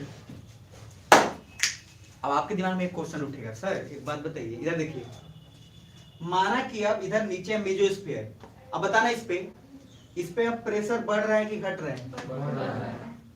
बढ़ रहा है ना जी? है ना? बहुत बढ़िया। देखो सारा मामला 2 ही चीज का है, एक है टेम्परेचर, दूसरा क्या है? प्रेशर। जहां टेम्परेचर बहुत ज्यादा डोमिनेंट हो जाएगा, बहुत ज्यादा अत्यधिक प्रभावी हो जाएगा, वहां क्या चल जाएगा? लिक्विड में। और जहां टेम्परेचर का प्रभाव कम रहेगा, प्रेशर का ज्यादा, वहां कहां चल जाएगा? सॉलिड में। यस और नो? अब मुझे बताना, क्रस्ट बना था सियाल से। अरे क्रस्ट किससे था? सियाल। और क्रस्ट, एक एक चीज समझना, तो क्रस्ट का डिस्टेंस था 0 से कितना? 34। तो सर हम यहाँ लिख रहे हैं सियाल। मेंटल क्या था? सीमा। और सीमा का डिस्टेंस कितना था सर, मतलब कि जो आपका मेंटल का 29 से कि 34 से लेकर 2900, तो सर यहाँ से लेकर 2900 तक क्या है, पूरा सीमा है, अरे है ना, यानी कि सिलिका एंड मैग्नीशियम, यस और नो, ठीक है जी, 2900 यहाँ तक पूरा हो गया ये का। तो एक बात तय है, इधर देखो, यानी कि सर मटेरियल तो लगभग लगभग सेम है, सिर्फ सिलिका तो कॉमन है ही, सिर्फ एक मैग्नीशियम ही अलग हो रहा है ना। तो सर यहाँ पे प्रेशर इतना ज्यादा रोल प्ले करेगा, क्योंकि टेम्परेचर इसलिए रोल नहीं प्ले करेगा क्योंकि एलिमेंट जितना जो है वो सेम ही एलिमेंट है, तो उसको बहुत ज्यादा वो गलाएगा नहीं, क्योंकि सर एक टाइप का एलिमेंट है, तो जितना उधर गला रहा है उतना ही गलाएगा। तो यहाँ पे सबसे ज्यादा भारीपन बढ़ जाएगा, यानी कि सर अब प्रेशर ज्यादा बढ़ रहा है कि टेम्परेचर, प्रेशर। तो मेसोस्फीयर सॉलिड होगा कि लिक्विड, सॉलिड। तो सर प्रेशर ज्यादा डोमिनेट कर गया तो मेसोस्फीयर क्या बन गया, सॉलिड। मामला इधर आकर रुकता है, यहाँ देखिए क्या लिखा हुआ है, लिक्विड। अब आप सोचेंगे ना सर भार तो इतना बढ़ गया, तो फिर लिक्विड का है, सॉलिड होना चाहिए नहीं होना चाहिए, याद करो कोर में क्या बोला था, नीफे बोला था, अरे हाँ है ना, जोर से तो बोलो प्रभु, जोर से बोलो, ऐसा नो। इधर देखो सर यहाँ मटेरियल चेंज हो गया, तो जितना टेम्परेचर प्रभावित सिलिका और मैग्नीशियम पे था, यहाँ पे सर आयरन है, और निकल और आयरन जब है और इसमें परसेंटेज निकल का ज्यादा है, और उसको सर टेम्परेचर इतना पिघला देगा कि वहां पे प्रेशर से कोई फर्क ज्यादा पड़ेगा नहीं, डोमिनेट कौन कर जाएगा, टेम्परेचर। अगर मटेरियल सेम रहता तो फिर यहाँ पे प्रेशर डोमिनेट कर जाता, लेकिन मटेरियल क्या हो गया, चेंज। जैसे मटेरियल चेंज हुआ टेम्परेचर उसको पिघलाएगा, लेकिन अब की बार इतना ज्यादा पिघला देगा, क्योंकि जब तक सिलिका था तो कम पिघला रहा था, इसको ऐसा मिला है कि एकदम दनादन, और हर चीज का अपना मेल्टिंग और बॉइलिंग पॉइंट क्या होगा, अलग होगा। क्योंकि सर सिलिका 100 डिग्री पे हो सकता है पिघल जा रहा हो, लेकिन हो सकता है कि निकल 50 डिग्री पे ही पिघल जाए। मेरी बात समझ में आ रही है? तो सर इतना जल्दी पिघल गया कि सर प्रेशर का रोल ही नहीं रहा, किसका रोल आ गया, टेम्परेचर का। इसीलिए आउटर कोर में क्या हो जाएगा, लिक्विड। अरे बुझा रहे हैं? लेकिन इधर ये इनर कोर में क्या लिखा है, अब कितना भी टेम्परेचर रोल प्ले करे, मटेरियल तो सेम ही है, लेकिन सर पूरा बोझ, अब समझ रहे हो, अब अत्यधिक पूरे का बोझ हो गया। मतलब यहां तक तो कम से कम बचा हुआ था, अब तो सबसे नीचे है, अब तो प्रेशर इतना ज्यादा हो गया है कि टेम्परेचर से कुछ लेना देना नहीं है, वो कंप्लीट और नीचे जो होगा उसको सॉलिड ही होना पड़ेगा। और इसको ऐसे समझ लो कि आपके घर की जो बिल्डिंग है, नीचे क्या रहता है, पानी। भाई नीचे तो आप सरफेस स्ट्रॉन्ग दोगे ना, ताकि बिल्डिंग क्या ऊपर। तो सर इसीलिए यहाँ पे क्या है, प्रेशर डोमिनेट कर गया। फिर रिपीट करो, ध्यान से समझ लो, इधर प्लीज देखो, क्रस्ट पूरा का पूरा लिथोस्फीयर क्या हो गया, सॉलिड। तो लिथोस्फीयर में सॉलिड क्यों लिखा हूं, पहले क्लियर है। दूसरा एस्थेनोस्फीयर में लिखा हूं सेमी सॉलिड, क्यों, क्लियर है, क्यों, टेम्परेचर और प्रेशर का गेम है। टेम्परेचर उसको पिघलाने की कोशिश कर रहा है, यानी कि लिक्विड में ले जाने की कोशिश कर रहा है, प्रेशर उसको सॉलिड में लेने की कोशिश कर रहा है, इसी खींचातानी में वो सेमी सॉलिड हो गया। दूसरा मेसोस्फीयर में आते हैं तो सॉलिड इसलिए हो गया क्योंकि सर मटेरियल तो सेम है, लेकिन प्रेशर क्या हो गया, बढ़ गया। मैंने पहले 2 ईंट था, अब तीसरा ईंट, तो सर ये क्या बन गया, सॉलिड। चौथा आउटर कोर, यहाँ पे सर मटेरियल ही चेंज हो गया, टेम्परेचर इतना जल्दी पिघला दिया कि प्रेशर से कुछ फर्क ही नहीं पड़ा, तो आउटर कोर क्या हो गया, लिक्विड। और इनर कोर, क्योंकि अब पूरा इतना ज्यादा बोझ बढ़ गया है कि टेम्परेचर हो चाहे नहीं हो कोई फर्क नहीं पड़ेगा, और मटेरियल भी क्या है, सेम है, इसलिए सर अब प्रेशर क्या हो जाएगा, डोमिनेट। तो इनर कोर क्या हो जाएगा, सॉलिड। इधर देखो ट्रिक सिंपल है, सॉलिड लिक्विड, तो लिक्विड भी आपके यहाँ पे सेमी सॉलिड सोच लेना है, सॉलिड लिक्विड सॉलिड, ऑल्टरनेट याद रखना है। और एक क्वेश्चन पूछता है बार बार, अरे कुछ बुझा रहे हैं, ऑल्टरनेट सॉलिड लिक्विड, तो सॉलिड की जगह लिक्विड सोच रहा हूं, खाली क्या सोचना है, सेमी सॉलिड, और उसके बाद क्या, फिर से सॉलिड, फिर लिक्विड, फिर सॉलिड। कुछ बुझा रहा है, किसको तो बुझा गया। सर इसका क्वेश्चन भी पूछूंगा मैं, एक भी क्वेश्चन गलत नहीं होना चाहिए पाइवट। अब आपको ना मैंने कारण सबका तो बता दिया है, अभी मैंने हेडिंग डलवाई थी क्या, एस्थेनोस्फीयर। अब एस्थेनोस्फीयर में अपने कहानी के तर्ज पे क्या लिखोगे कि एक तरफ तो टेम्परेचर उसको पिघलाने की कोशिश, सुन लो ध्यान से, और अपने से लिखोगे, लिखवाने वाला नहीं हूं मैं, क्योंकि अपने से लिखोगे ना वो दिमाग में बच जाएगा। भाव आपको समझ लेना है, कॉन्सेप्ट। कॉन्सेप्ट क्या है कि एक तरफ टेम्परेचर तापमान पिघलाने की कोशिश करेगा, परंतु दूसरी तरफ उस पे दबाव भी बढ़ेगा, प्रेशर भी बढ़ेगा। जब प्रेशर बढ़ेगा तो सॉलिड होगा कि लिक्विड, सॉलिड। तो एक तरफ प्रेशर बढ़ रहा है जो वस्तु को सॉलिड में लेने की कोशिश कर रहा है, दूसरी तरफ टेम्परेचर बढ़ रहा है जो लिक्विड में लेने की कोशिश कर रहा है। लेकिन ना तो टेम्परेचर बहुत अत्यधिक है और ना ही प्रेशर बहुत अत्यधिक है, इसलिए क्या एस्थिनोस्फेयर हो जाएगा? Semi solid. इंग्लिश में लिखना होगा सेम वही, asthenosphere is semi solid because temperature is not so much dominant that it can become liquid and pressure is also not so dominant that it can become solid. That's why it will be between the stage that will be semi solid. फिर उसके आगे mesosphere में, तो पहले एस्थिनोस्फीयर लिख लो, फिर mesosphere temperature, और अपने से लिख लो, नहीं तो चकाचक हो जाएगा यहीं पे काम।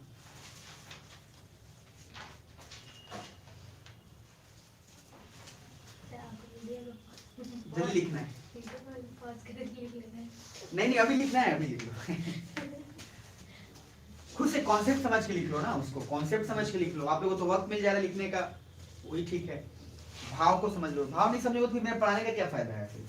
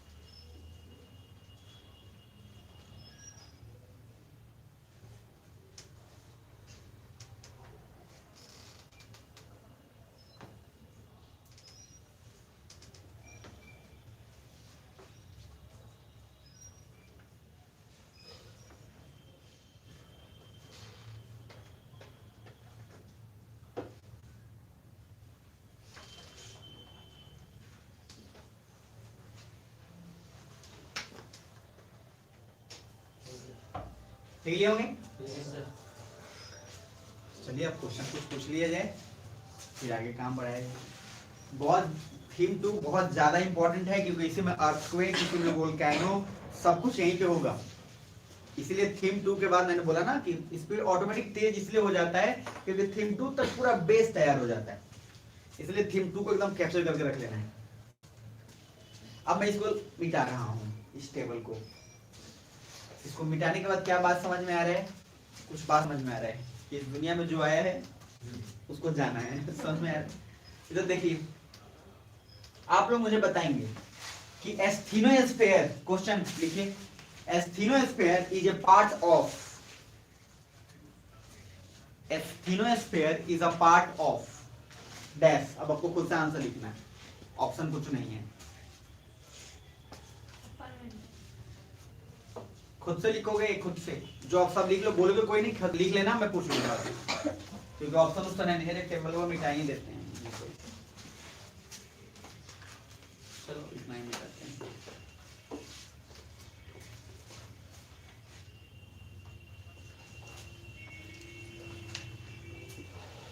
क्वेश्चन क्या है? Mesosphere is a, sorry, asthenosphere is a part of क्या? लिख लिए? आंसर क्लियर है सभी का? आंसर के नाम पे आवाज ही नहीं निकलता है यार। यस सर, इसमें तो निकलना चाहिए, इतना मेहनत करने के बाद। बोला ना कि टीचर जब मेहनत करे और बच्चे लोग जब मेहनत नहीं करते तो क्या लगता है? पाप लगता है, पाप। मैं बता दे रहा हूँ आपको, सच्ची बता रहा हूँ। अगर टीचर मेहनत नहीं कर रहा है तो आपको पाप नहीं लगेगा, मेहनत में नहीं। लेकिन टीचर के सामने से बहुत मेहनत कर रहा है और आप पढ़ नहीं रहे हैं उसके बात को, तब सर पाप लगता है। मतलब मैं तो नहीं चाहूंगा किसी को पाप उप लगे, लेकिन मैं सिंपल ही चाहता हूँ कि आप काम कर लीजिए। मतलब ये कुछ उसी प्रकार की बात है कि किसी के पापा दिन रात बहुत मान लीजिए मेहनत कर, ईमानदारी से मेहनत, वो वाला मेहनत नहीं कि 10 बजे जाते हैं 12 बजे आ जाते हैं, वो वाला मेहनत, लोग ईमानदारी से मेहनत कर रहे हो, एक एक पैसा। ईमानदार आदमी का ना सर, गांव में नहीं बोलते हैं रौसी ना तोरा, हमार पैसा पहुंचले वाला कहीं को मेहनत का पैसा, तो मेहनत का जो पैसा है, ऐसी बात पता नहीं क्या है।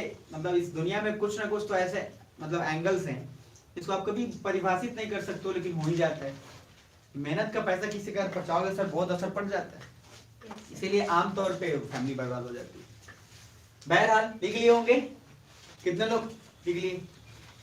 तो ऑप्शन है पहला, asthenosphere is a part of lower mantle. हाथ खड़े करे, दिन का है? अरे किसी का तो हो। चलो, asthenosphere is a part of upper mantle. पक्का सभी को लग रहा है ये? बढ़िया है यार, तब तो लग रहा है तो अच्छी बात है, मतलब सही है। दूसरा question, mesosphere is a part of, लिखिए जल्दी फटाफट। Mesosphere is a part of, answer आपको देना है, ऑप्शन नहीं देने वाला हूं मैं। Mesosphere is a part of. कमाल की बात है कि ये सब कुछ रटा जाता था, पता है आपको, सॉलिड है, लिक्विड है, क्यों है पता ही नहीं चलता था कभी, बस हो जाता था कि हाँ सॉलिड है सर, हमको पता है।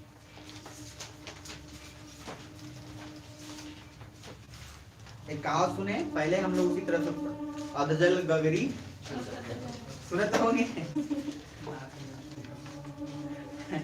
तो उसका मीनिंग पता है ना आप लोगों को, अधजल गगरी छलका जाएगा, मीनिंग पता है? किसको तो पता है मीनिंग, पूछूंगा अभी। वरदराज का नाम आप लोग तो सुने ही होंगे, वरदराज का नाम कितने लोग सुने? वरदराज जो कि बहुत फेमस कहानी नहीं, रसरी आवत जात है सिलपट परत निशान, सुने नहीं है? तो बहुत फेमस कोटेशन होता था असेंबली में, पहले असेंबली में दिया जाता था, करत करत अभ्यास तो जड़मती होत सुजान, रसरी आवत जात है सीबीएसई स्कूल में एक दिन थॉट ऑफ द डे, और आगे उसका क्या करता था, थॉट ऑफ द डे आगे बोल देता था, करत करत अभ्यास तो जर्मनी को सुजान, और सर बोल देता, चलो कुछ भी बोल दिया, जिस दिन जिसका मौका होता था ना बोलने का, भाई उस दिन वो पूरा डायरी पलट देता था, हर क्योंकि डायरी में भी एक थॉट प्रोसेस हर डायरी में लिखा था स्कूल का। और ज्यादातर सबसे फेमस कोटेशन मुझे लगता है उसमें था, ऑनेस्टी इज बेस्ट पॉलिसी, वो सबसे कॉमन था। जिस दिन कुछ पता नहीं चला उस दिन ऐसे जो शर्माने वाला बच्चा होता तो उसी को पीटीआई टीचर देते थे, वो आता था ऐसे अनुचित बेस्ट पॉलिसी बोल के चला, लोग सुने भी नहीं, अरे रुको भाग गया अभी। स्कूल का मतलब, मैं स्कूल लाइफ को मतलब बहुत पर्सनली मैं एंजॉय भी किया हूँ, लेकिन मिस बहुत ज्यादा करता हूँ। ओपन कर दिए थोड़ा, खुला हुआ होगा, खाली बस खींच दीजिए। और इंटरेस्टिंग बात जानते हैं क्या है, स्कूल लाइफ में जब आप रहते हैं तो स्कूल जाने का मन आपको नहीं करेगा, लेकिन जब आप स्कूल से निकल जाओगे तब आप उसको बहुत ज्यादा मिस करोगे, मतलब ऐसा होता है आमतौर पर। मेरे साथ ऐसा ही हुआ, पता नहीं अब आपके साथ होता नहीं, कहीं आप लोग बड़े लोग कहीं नहीं हुआ हो, बट मुझे ऐसा लगता है कि स्कूल लाइफ में मजा नहीं आता है, लेकिन जब स्कूल लाइफ से निकल जाते हैं तो मिस करते हैं। बहरहाल मेसोस्फीयर का पार्ट लिख लिए, कितना लगा हो गया? Mesosphere is a part of upper mental, mesosphere is a part of lower mental, कितने का है? इसमें गलती तो नहीं करोगे ना यार, मत गलती करना। ये सब ऐसे क्वेश्चंस बनते हैं प्रीलिम्स में जहां पे आपकी गुंजाइश नहीं है और आपसे उम्मीद नहीं किया जा सकता है। अगर ये सब क्वेश्चन जो गलत किया फिर प्रीलिम्स पास करना डिफिकल्ट हो जाता है। इसीलिए बिल्कुल भी एक टेबल में आपको सारा कुछ क्लियर हो जाएगा। अब देखो क्या क्या क्लियर हो गया, सुनना ध्यान से और प्लीज अपने दिमाग में पैटर्न बनाना। लास्ट बार रिपीट कर रहा हूं मैं, क्रस्ट, मेंटल, कोर। क्रस्ट का डिस्टेंस बताओ, मेरी तरफ देखो सब, बिना उधर कॉपी में देखिए, एकदम फील करना पहले, बस टेबल को महसूस करना। 0 से 34, मेंटल 34 से 2900, पक्का? कोर 900 से अप्रॉक्स 64, क्लियर है यहाँ तक? ठीक। लिथोस्फीयर 0 से 100, ठीक। दूसरा एस्टिनोस्फीयर 100 से 700, मेसोस्फीयर 700 से 2900, और उसके बाद आउटर कोर 100 से 51-55, और फिर इनर कोर 51-55 से 64, क्लियर? क्रस्ट बना है सीमा से, नहीं सीमा से नहीं, यही रहना ही, अभी खत्म नहीं हुआ, अभी परीक्षा यही। क्रस्ट किससे बना है? सियाल। और कोर बना है सीमा से। कोर किस चीज है? नीफे से। तो सियाल, सीमा, नीफे, क्लियर है यहाँ तक? ठीक। अब इधर इसको ना अब जरूरत है नहीं, अब इसको कंप्लीट भस्म कर रहा हूं मैं। भस्मासुर जानते हैं आप लोग? जो जिसको वरदान दिया उसी को ढूंढ रहा है हाथ रखने के लिए। बस शिव भगवान उनको क्या शिव जी वरदान दिए थे ना शायद? हाँ, शिव जी वरदान दिया, शिव जी को ढूंढ रहा है वो, कहने के लिए शिव जी को भस्माने में लगा हुआ है। पता ये डांस करने का तरीके से काम हो गया, नहीं तो वो भी काम खत्म नहीं था। बेचारा शिव जी खतरे में थे, शिव जी जो है खतरे में। चलिए खैर, अब पूरा का पूरा टेबल जो है आपको कुछ नहीं करना है, बस 2 मिनट वक्त दे रहा हूँ। आगे अब मैं अर्थक्वेक शुरू करूंगा, सोच रहा हूँ आज उसको नहीं शुरू करूंगा, कल करूंगा। और लेकिन आप पहले अभी जो बोलने वाले उस काम को ध्यान रखिएगा। फिजिकल ज्योग्राफी जो किताब बोला हूँ वो किताब आप ले लीजिएगा, और उस किताब को लेने के बाद जो मुझे मतलब जब भेजिएगा मुझे तभी मैं उसके टॉपिक को बता दूंगा, अन्यथा कल आपको क्लियरली बता दूंगा कि कौन कौन सा पढ़ जाना है। ठीक है, तो पहले आप अब 2 काम करिएगा, बिना देखे बिना सोचे समझे रफ कॉपी में रफ कॉपी निकालिए और अपना जो कॉपी अभी लिखे हैं बंद कर दीजिए। जल्दी से क्विक थोड़ा करिएगा, तेजी में, ज़्यादा टाइम नहीं है, मैथ शुरू करना है। जल्दी जल्दी जल्दी कॉपी बंद कर दीजिए सब लोग, ईमानदारी से। आपको अपने डैश डैश की कसम, अब जो डैश डैश तो आप समझ लीजिए, बस समझ आएगा जिसका भी आपको। चलिए जल्दी, मजा आएगा अभी। हो गया ना, कॉपी निकाल लिए, मतलब फ्रेश पेज। हाँ मतलब आपको देखना नहीं है, आपको डैश जैसी कसम, डैश जैसा अपना फिल इन द ब्लैंक्स आप कर लीजिए, आप जिसको जिसको मानते हैं उसको कर लीजिए। बस यही कहिएगा, कसम तोड़िएगा तो उसका क्या हो जाएगा, भसम। कुछ नहीं करना है सर, सब अपना अपना बिना आवाज के 5 मिनट भी नहीं सर, 4 मिनट में जितना भी पढ़ाया हूँ सारा टेबल बनाओ जल्दी, बिना देखे। जहां जैसे समझ में आ रहा है पूरा कनेक्शन यही है, क्योंकि इसमें मैं रिस्क नहीं ले सकता, और ये सौभाग्य आपको इसके बाद प्राप्त होने वाला है नहीं।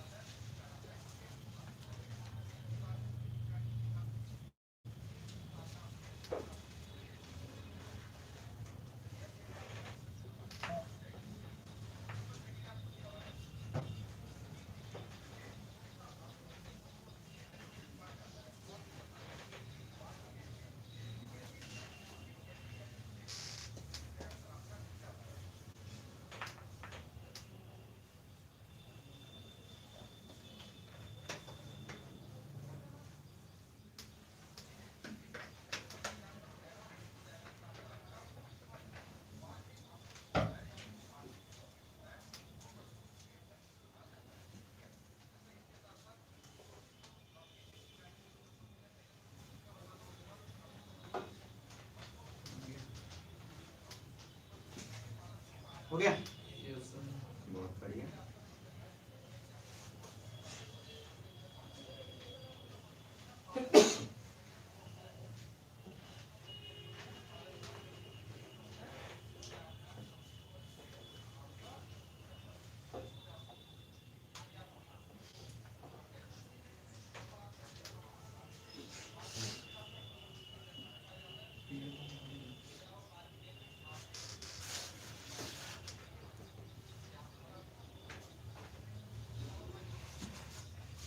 हो गया हो पूरा डिटेल एकदम टकाटक।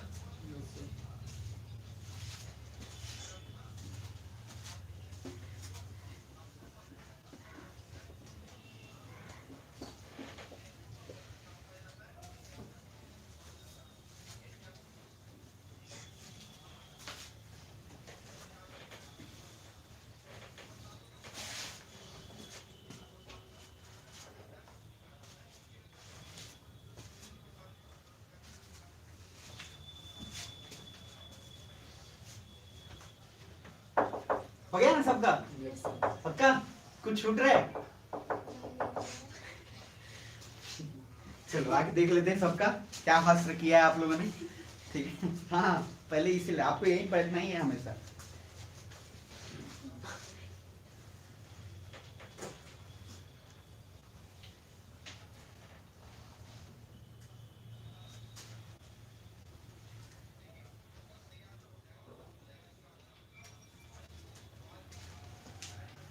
सेमी, सेमी के स्पेलिंग क्या लिखो? SEMI।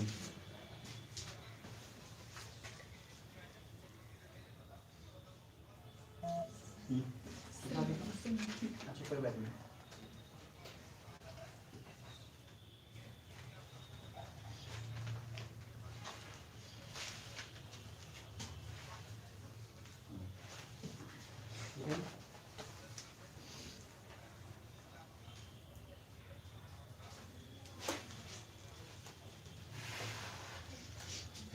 ओके हाँ।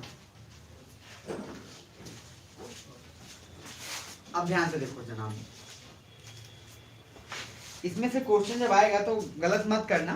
बाकी एक चीज और ध्यान रखो, मैंने अभी आपको लिथोस्फीयर बोला था, तो लिथोस्फीयर में आप डिटेल लिखे थे कि lithosphere is a part of this and that, लिखे थे ना?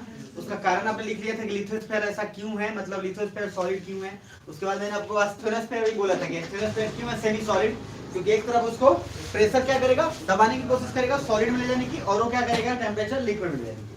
अब उसी तरह से आप क्या लिखोगे मेसोस्फीयर में, तो मेसोस्फीयर क्या आता है, सॉलिड की लिक्विड, सॉलिड, तो मेसोस्फीयर में लिखोगे, ध्यान से लिख लो जल्दी। अब आगे कंटिन्यू, ये देख लिया ठीक है, आगे लिखो। जिनका गलती हुआ है, जिनको याद नहीं आ रहा है, कम से कम प्लीज गलती मत करना, क्योंकि बहुत क्वेश्चन के आंसर सिंपल आते हैं, इसलिए आपको एक ही देख में एक ही टेबल में करा दूं। घर से जरूर बना के लाना, बना के रख लेना, ये हर बार काम आएगा। तो आप लिखो मेसोस्फीयर, और मेसोस्फीयर में क्या लिखोगे, मेसोस्फीयर सॉलिड क्यों है, क्या लिखोगे उसमें, मटेरियल तो सेम है लेकिन प्रेशर इतना बढ़ गया जिसके कारण वो क्या बन गया, सॉलिड। मेसो आप अपने कारण आप खुद से लिख सकते हो आप आराम से। मेसोस्फीयर सॉलिड क्यों है, तो मेसोस्फीयर सॉलिड इसलिए है क्योंकि दबाव काफी बढ़ गया और तापमान का उतना प्रभाव नहीं रहेगा जितना दबाव का रहेगा, और जब दबाव ज्यादा हो तो कोई भी चीज सॉलिड में जाने की कोशिश करेगा।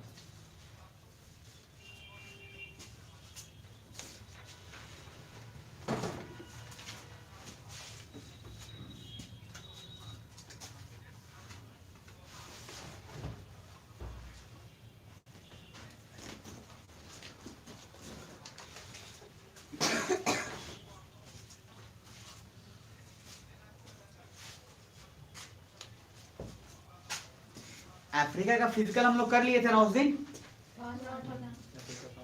अफ्रीका का फिजिकल रिवर्स तो बता ही दिया था आपको, नॉर्थ अमेरिका का फिजिकल बाकी था। आए थे उस दिन, आए थे, दिमाग नहीं, दिमाग छोड़ के आए थे ना। अफ्रीका को उस दिन करवा दिया था, नॉर्थ अमेरिका का फिजिकल बाकी था, फिजिकल में कुछ कुछ करवाया था, थोड़ा सा उसमें बाकी था, आज इसको कंप्लीट करा देंगे। देखिएगा नॉर्थ अमेरिका का क्या क्या करवाया था, उसमें क्या क्या लिखे थे नॉर्थ अमेरिका का मैप में, देखिए मैप वाले कॉपी।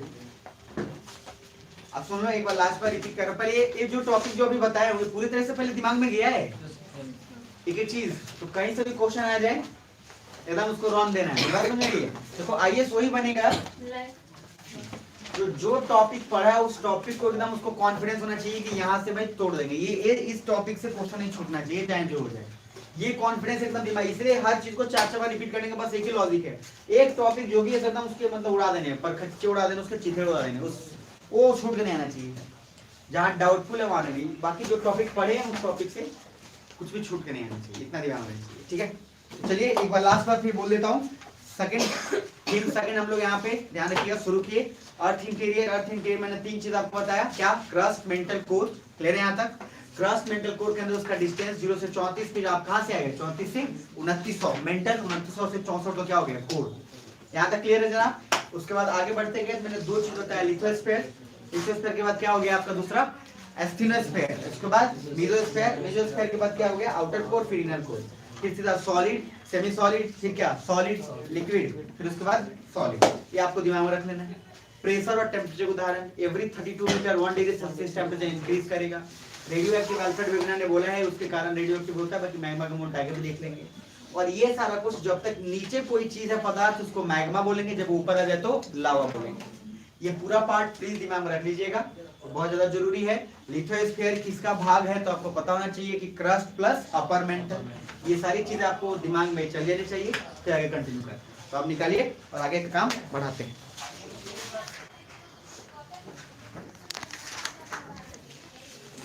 बस 2 मिनट रुक